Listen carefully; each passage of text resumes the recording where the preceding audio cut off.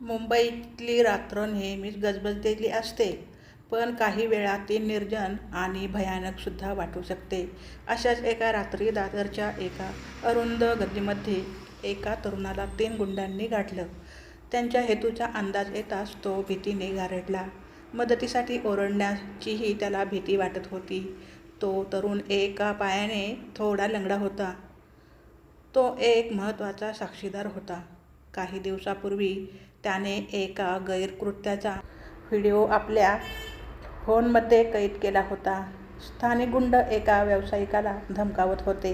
हा व्हिडिओ पोलिसांकडे जाऊ नये म्हणून गुंड त्याचा पाठलाग करत होते. कधीपासून ते त्याच्या मागावर होते. तेवढ्यात समोरून एक स्त्री तिथे आली. जीन्स आणि टी-शर्ट अशा पोशाखातली. तिच्या डोळ्यात निडरपणा होता. तिने प्रसंगाचं गांभीर्य लगेचच ओळखलं. तिच्या लक्षात आलं की तो तरुण लंगडतो आहे. त्यामुळे 3 गुंडांशी ती धीटपणे पुढे सरसावली आणि मोठ्या आवाजात म्हणाली, "त्याला सोडून द्या." गुंडांनी हसत तिच्याकडे दुर्लक्ष केलं. पुढे ती आत्मविश्वासाने त्या तरुणाला म्हणाली, "तू फक्त दूर जाऊन उभा राहा आणि मजा बघ." आश्चर्य वाटून तो दूर जाऊन उभा राहिला. गुंड हसत होते, पण त्यांना माहिती नव्हते की ती महिला एक प्रशिक्षित मार्शल आर्ट्स तज्ज्ञ आहे. त्यांच्यापैकी एकाने तिच्यावर हात उगारण्याचा प्रयत्न केला, पण क्षणार्धात त्याच्या मनगटावर तिचा मजबूत वार बसला. तो वेदनेने किंचाळत मागे सरकला. दुसऱ्या गुंडाने चाकू काढून तिच्यावर हल्ला करण्याचा प्रयत्न केला, पण ती चपळाईने वळली आणि एका अचूक लाथेने त्याला जमिनीवर लोळवले. तिसऱ्या गुंडाने तिला मागून पकडण्याचा प्रयत्न केला, पण त्याच्या पोटात जोरदार कोपर बसला आणि तो खाली कोसळला.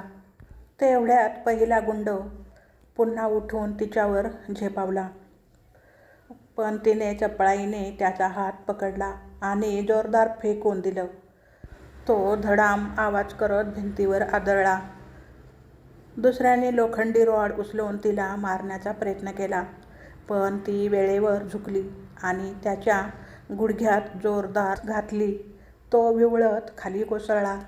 ते पाहून तिसऱ्या गुंडाने पळ काढणं पसंत केलं, पण त्याच्या आधीच त्या स्त्रीने आपल्या बुटाच्या टोकाने त्याच्या पायात लाथ घातली. तो धडपडत पडला आणि पोलिसांच्या गाड्यांचे सायरन वाजू लागले.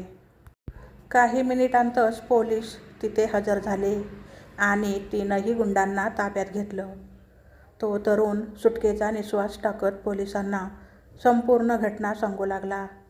त्याने त्या व्हिडिओबद्दल माहिती दिली, ज्यामुळे गुंडांच्या टोळीचा पर्दाफाश होऊ शकत होता.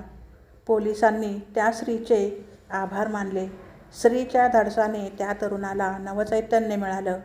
त्याने थरथरत तिचे आभार मानले. ती हसली आणि म्हणाली, "मुंबई फक्त पुरुषांची नाही, इथल्या स्त्रियाही गरज पडल्यास कुणालाही धडा शिकवू शकतात." तर आजची कथा कशी वाटली कमेंट करून नक्की सांगा. आवडली असेल तर चॅनलला लाईक, शेअर, सबस्क्राईब करा. धन्यवाद.